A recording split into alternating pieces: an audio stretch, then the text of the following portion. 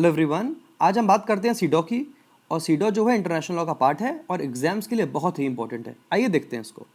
देखिए इसका नाम क्या है, convention on the elimination of all forms of discrimination against women. अब देखिए कन्वेंशन क्या होता है, कवेनेंट क्या होता है, डिक्लेरेशन क्या होता है। डिक्लेरेशन जो होता है जैसे कि है UDHR, universal declaration of human rights. Declaration is not binding, यानी कि उसका कोई लीगल इफेक्ट नहीं होता, वो कोई ट्रीटी या कॉन्ट्रैक्ट नहीं है। उसको वो रेटिफाई कर देता है और उसकी बातों को फॉलो नहीं करता है तो उस पर कोई लीगल एक्शन नहीं हो सकता। पर कन्वेंशन और कवेनेंट लीगल ट्रीटीज़ होते हैं, बाइंडिंग होते हैं, उसका इफेक्ट एक कॉन्ट्रैक्ट की तरह होता है।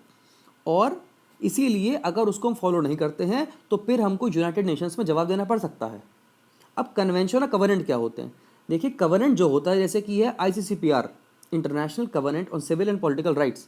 तो ये बात करता है सिविल और पॉलिटिकल राइट्स की, हर ह्यूमन की, सारे व्यक्तियों की, यानी कि जनरल बात करता है।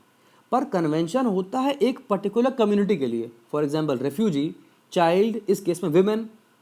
तो इसीलिए इनमें यह फ़र्क है बस। अब देखिए इसमें क्या लिखा हुआ है, इसका नाम क्या है, elimination of all forms of discrimination. यानी कि विमेन जो है वो एक वीकर सेक्शन है, इसीलिए उसको अपलिफ्ट करने के लिए और बराबर लाने के लिए ये काम किया जा रहा है। अब हमारे संविधान में बात की गई है इक्वालिटी की, अंडर आर्टिकल 14 एंड 15। पर 15 का क्लॉज 3 बताता है, जो 15 का 3 है वो बताता है कि विमेन और चाइल्ड के लिए हम स्पेशल कुछ कर सकते हैं। और उनको जो स्पेशल करेंगे वो इन इक्वालिटी नहीं है, वही इक्वालिटी है, क्योंकि वो वीक हैं, इसलिए उनको ऊपर उठाना है। इतनी सी बात है।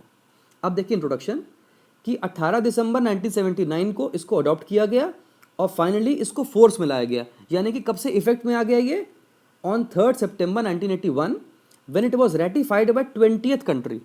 अब देखिए अगर मैं पिज़्ज़ा ऑर्डर कर दूं और घर पे कोई खाए नहीं तो बेकार हो जाएगा पिज़्ज़ा। इससे अच्छा ये है कि अगर घर में 10 लोग हैं तो 4-5 लोगों की सलाह के बाद ही मैं पिज़्ज़ा ऑर्डर करूं, ताकि वो बर्बाद ना हो। इसीलिए अगर कोई भी ऐसा लॉ आता है, कोई इंटरनेशनल लॉ आता है, कोई कन्वेंशन आता है, तो उसको मिनिमम कंट्रीज़ का रेटिफिकेशन चाहिए होता है, ताकि उसकी एक्सेप्टेंस तो कम से कम हो पाए। वरना अगर वो आ गया और किसी ने एक्सेप्ट ही नहीं किया तो फिर वो बेकार हो जाएगा। इसलिए ratification is required to come into force. अब ये किस चीज़ का रिजल्ट है, ये रिजल्ट है 30 साल के काम का, of United Nations Commission on Status of Women, जो इस्टेब्लिश हुआ था 1946 में, for the situation of women and to promote women's right. तो वुमेन्स राइट को प्रमोट करने के लिए एक जो है एक बॉडी तैयार हुई और उस बॉडी ने 30 साल तक काम करा और फिर उसका नतीजा है ये सीडॉ। अब देखिए इसका प्रियम्बल या प्रस्तावना। अब देखिए प्रियम्बल क्यों बना होता है, ये बना होता है ऑब्जेक्ट क्या है उसका, या फिर क्या अचीव करना है इन फ्यूचर, यानी कि फ्यूचर ओरिएंटेड होता है। तो आखिर में क्या अचीव करना चाहता है ये कहता है कि जो चार्टर है यूएन का, वो बात करता है फेथ इन फंडामेंटल राइट्स की, फंडामेंटल ह्यूमन राइट्स की, और बात करता है डिग्निटी की and worth of human person and equality. तो ये बात करता है पहले यूएन चार्टर की, कि यूएन चार्टर देखिए एक बड़ी चीज़ है और उसमें क्या क्या लिखा है, डिग्निटी, उसमें क्या लिखा है, इक्वालिटी, हम उसको फॉलो करने के लिए बने हैं।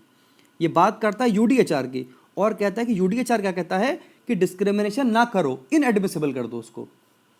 फिर क्या बोलता है UDHR, all humans are born free and equal in dignity. तो बात करता है इक्वालिटी की, तो देखिए इनका एंगल इक्वालिटी की तरफ मुड़ रहा है। Everyone is entitled to all rights and freedoms. तो साफ साफ समझ में आ रहा है कि यूएन चार्टर और यूडीएचआर दोनों बात करते हैं इक्वालिटी की और डिग्निटी की, और जो सबको मिली हुई हैं। अब देखिए इसका प्रियम्बल शॉर्ट में समझना हो तो क्या लिखा है, जो नीचे लिखा है मैंने, in its preamble the convention explicitly acknowledges that extensive discrimination against women continues to exist. अब सीडो बना ही क्यों, अगर सब औरतों को बराबर अधिकार मिल गया होता तो बनाने की जरूरत ही नहीं थी इसको। इसका मतलब यह कि डिस्क्रिमिनेशन हो रहा है और उसको ख़त्म करने के लिए ही ये आया है। एंड कंटिन्यूज टू एग्जिस्ट, कि वो डिस्क्रिमिनेशन आज भी एग्जिस्ट कर रहा है। And emphasis that such discrimination violets the principles of equality. तो इक्वालिटी असल में अचीव नहीं हो पा रही है और यूडीएचआर का प्रिंसिपल फॉलो नहीं हो पा रहा है, यूएन चार्टर का प्रिंसिपल फॉलो नहीं हो पा रहा है, इसलिए आया है सीडो। अब देखिए स्टेट पार्टीज की ड्यूटी क्या है। देखिए स्टेट पार्टीज का मतलब क्या हुआ, रेटिफाई भी एक होता है सिग्नेटरी। सिग्नेटरी का मतलब ये होता है कि मैं अगर एक चीज़ को साइन कर दूं, सिग्नेटरी बन जाऊं, तो फिर मैं उसके खिलाफ में कोई काम नहीं करूंगा, I will not do anything against it. लेकिन अगर मैं उसको रेटिफाई भी कर दूं तो इसका मतलब I will do something for it, मैं कोई लॉ बनाऊंगा अपने देश में जो मेरे उस कन्वेंशन को फॉलो करती हुई हो या उस कवेनेंट को फॉलो करती हुई हो।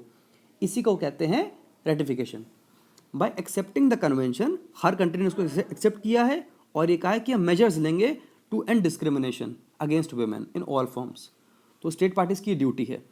ड्यूटी क्यों है देखिए, क्योंकि ये कन्वेंशन है, ये एक ट्रीटी है, इसीलिए ड्यूटी है उन पे। साथ ही उन पे ड्यूटी क्या है कि प्रिंसिपल ऑफ इक्वालिटी को फॉलो करें और अपने लीगल सिस्टम में लेके आएँ। अब देखिए हमारे लीगल सिस्टम में हम कैसे लेके आए हैं, हमारे लीगल सिस्टम में हमने बात करी है इक्वालिटी की, आर्टिकल 14, 15 क्लॉज 3, 16, 18 बात करता है अनटचेबिलिटी की। तो यानी कि हम इक्वालिटी का प्रिंसिपल फॉलो करते हैं अपने संविधान में। और हमारे जो आईपीसी है, हमारा जो सेक्सुअल हरासमेंट के लिए लॉज हैं जो लेटेस्ट आए हैं, वो सारी की सारी बात किस लिए करते हैं, विमेन को अपलिफ्ट करने के लिए, उनको इक्वल बनाने के लिए। देखिए और क्या बोलता है कि इस्टेब्लिश करे tribunal and other public institutions women के लिए। अब देखिए हमारे पास महिला आयोग बना हुआ है, वो क्यों बना है, ताकि विमेन के राइट का प्रोटेक्शन हो सके। इसी तरह बहुत सारे एनजीओज भी काम कर रहे हैं ताकि विमेन के राइट का प्रोटेक्शन हो सके और इक्वालिटी मेंटेन हो सके। To ensure elimination of all acts of discrimination against women by person, organisation या एंटरप्राइज। तो अगर किसी भी तरह का वायलेशन हो रहा है, अब देखिए क्या हो रहा था, sexual harassment at work place, इसीलिए इसके लिए ऊपर लॉ आ गई 2013 में। तो ये सारी बातें क्यों हो रही हैं, to end discrimination against women. अब देखिए कौन कौन सी लॉज ऐसी हैं जो इंडिया में है for women. The immoral traffic prevention act, dowry prohibition act, indecent representation of women act, commission of Sati, protection of women from domestic violence, sexual harassment at work place, criminal law amendment act 2013। तो criminal law में amendment आया था 2013 में, फिर आया 2018 में भी। तो ये सारे के सारे क्यों हो रहे हैं, to protect the rights of women